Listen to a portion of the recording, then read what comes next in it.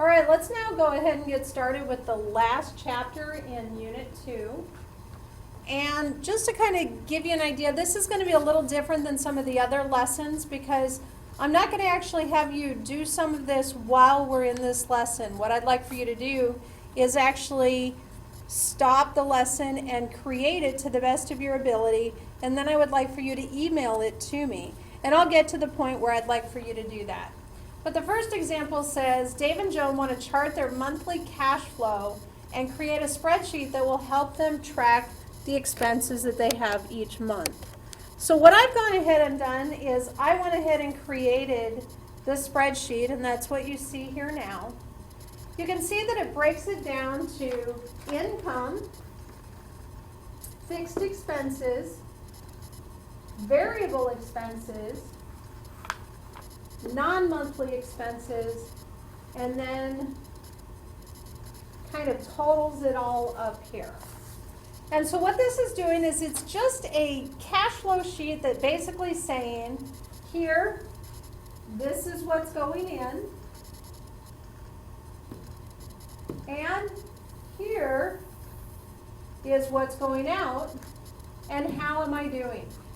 My goal is that there is more coming in than it is going out. Because if I'm not accomplishing that, it means I'm spending more than I'm earning. And if I'm spending more than I'm earning, that means I'm going into debt. And we don't want to do that. So, breaking down some of this, just want to show you again fixed expenses. What are fixed expenses? They're expenses that do not change from month to month. So things like your rent, your car loan, your education payment, your personal loan, your health insurance, your life insurance, your car insurance, your homeowner's insurance, cable TV, all of those tend to stay the same every single month. Whereas then we also have what we call variable expenses, and those are things that can change from month to month. Groceries, you could need different groceries, something comes up, food costs change. Dining out, you may eat out less or more in a given month. Fuel costs, you might have that extra drive to the airport, which took a half a tank of gas, so you had to use more fuel in that particular month than you did prior. Cell phones, sometimes that can change if you go over your minutes, if you go over your text messages. Water and sewer, all based on usage. Sanitation the same way. And then we have what we call non-monthly expenses per year. And those are things like medical and dental. I don't have to go to the doctor every month. Auto-related, it may be that I have to pay for car tags or something like that. It's something that doesn't happen on an every month basis. Home-related, maybe I have something that happens, something that breaks down and I need to actually fix it. Life insurance, those can be a monthly expense or they can be something that's a non-monthly expense. Tuition, that usually only happens a couple times a year. Vacation, you can be budgeting for that vacation, that one big vacation in the summer.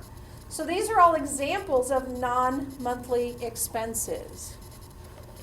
So looking at that, let's go ahead and go on to the check your understanding, and it says that suppose that their cash flow had been negative 160. Well, for that to make sense, we need to kind of go back through and talk about cash flow. And you'll see right here in this section, it talks about monthly cash flow.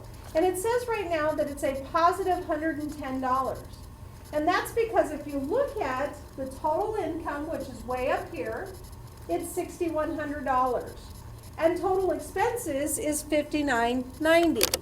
So if I have $6,100 coming in and $59.90 is going out, it's not much, but at least it's a little bit. I have $110 positive cash flow, meaning that more is coming in than is going out. But this question is saying, suppose that cash flow that was 110 in the positive is now 160 in the negative. What are some suggestions that you can give for this couple, for Joan and Dave, so that they can get that back into a positive cash flow? So this here is the spreadsheet that I want you to create online. And once you do that, once you've created it in Excel, I want you to go ahead and email it to me. And I want you to suggest some of the things that you could use to bring that negative cash flow back into the positive. So we're not going to get into it much more than that here. I will look at that when you send it to me. All right, example 2. The Consumer Credit Counseling Service suggests that transportation be 6 to 20% of your budget and savings be between 5 and 9%. Use Dave and Joan's monthly cash flow analysis to determine whether they meet the guidelines. So, transportation, when we're looking at transportation, we've got a few different things going on here.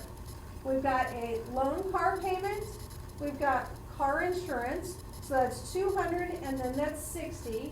We have fuel, that's $160. And then over here, auto-related. Now, key thing with that auto-related, and let me get kind of over here. Remember here, our expenses, we had $200 a month for the car payment. We had $160 a month, I believe, for the car insurance. We had $60 a month, and that was for fuel. But then the auto-related expenses, those were at $700. But that was a non-monthly, that was an annual expense. So in order to use that in there, we need to actually break that annual down to monthly, and we find that it's $59 a month. We're going to add all of those values together, and we get $479.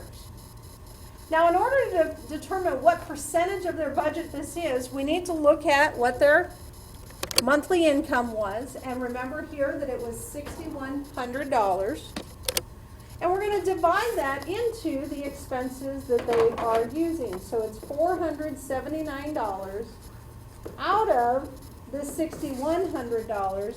And we find that that is 7.9% of their budget. So looking at the 6 to 20%, yes, they did fall in line for that one. The second one is savings, and it is between 5 and 9%. So if we go down here and we find savings, and I actually think we can't see it from here. So scrolling down, savings right here, they save $300 a month. Can everyone see that on line 30? And it's in cell B. So again, they save $300 a month. So let's put savings over here. We'll put it in green. So savings is $300 a month out of the $6,100. And when I calculate that, I find that to be approximately 4.9%. It says 5 to 9 is the recommended, so here, no, they're not saving enough based on recommendations. So they need to look at doing some things that will allow them to save just a little bit more. And remember, especially in the category of savings, you don't want to be at the bare minimum. You want to save as much as you can and plan for your future. So it says now that Dave and Joan want to include a section in their cash flow that will allow certain categories. Write the spreadsheet. Here, we're not going to do this one because I haven't even had you draw out or create the spreadsheet yet. So this one we're going to go ahead and forego. Example 3, it says create a frequency budget plan for Dave and Joan using their cash flow analysis. So this is another thing where I've actually already created this. I'm not going to have you create this. I want you to just kind of go ahead and look at this, and this is a frequency budget plan. So you'll notice in the first category, it just lists the values and how often they happen. So we've got weekly expenses, we've got monthly expenses, and then we've got other frequency expenses.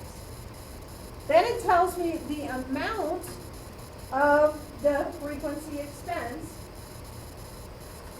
and that is based on the term that it's talking about. So here I've got a monthly expense, weekly expenses. So for example, it's saying here that it's $185 a week in frequency for buying food. I do that 52 times a year, and so if I multiply those together, I get a total food budget of $9,620 per year. Now, if I scroll all the way down, you can see that it gives our annual amounts coming all the way straight down. When we add those together, we get a total expenses of $71,916, which added, if I then take the $71,916, I'm looking at that as an annual total expense. Now, the surplus of that, because up here was $73,200, that was my income. So it's saying basically the surplus is at about $1,200. Now, calculating, actually it's at $1,284. Let me rewrite that. So $1,284 is a surplus, and that's on an annual basis. So if I go back to the check your understanding question that we just had, it says, how does that surplus relate to the positive cash flow on the first one? Well, if I take that $1,284 and I divide it by 12, so I've got $1,284, that's my annual surplus, and I divide it by 12, I end up with about 100 and, sorry, I didn't have it calculated out. Looking at about probably $108, 107 actually, $107 a month. And so if you remember, the positive cash flow per month was 110.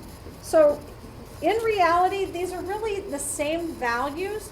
One is just broken out to a month, and one is broken out to a year.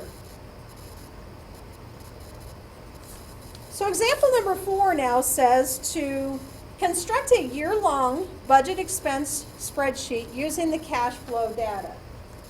And again, I've gone ahead and done this for you and broken it down, and I want you to really kind of study it and make sure that you understand it. So if you remember from our last unit, we did a budget checkoff matrix. This is taking it one step further. It's saying that primarily my employment up top here, it says that I get $5,600 a year from my primary, and my secondary employment I get $500 a month for a total income that's consistent every month of $6,100.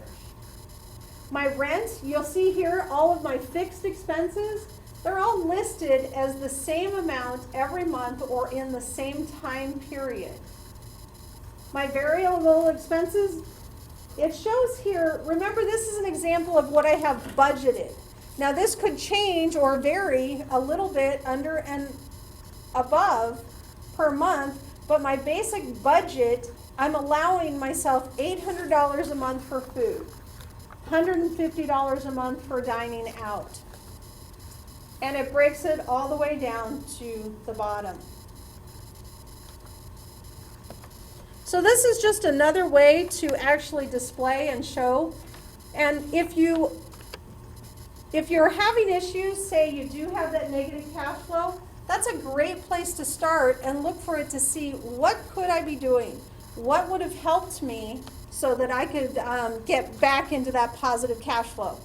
Where am I going over in my budget? You can look at it and say, okay, I spent $900 a month in food and I've only budgeted $800 a month. So there's where that deficit is. Okay, this one we're not going to do. We're going to go ahead and continue on with example 5, but we're going to do that in the second video. So see you then.